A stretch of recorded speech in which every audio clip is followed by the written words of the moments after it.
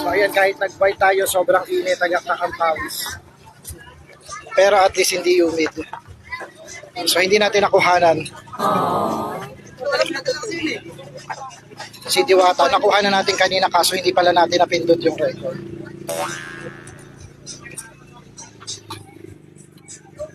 Nasaan na siya?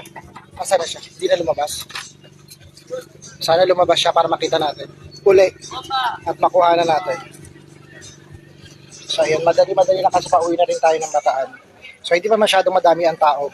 At least, na-experience natin ang Diwata Pares Mabebe.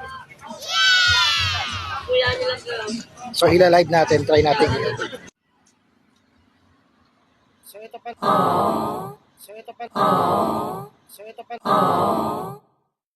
So ayan nga pala yung Encanto Pares. So tuwing hapon lang ata yan. So babalikan natin yan.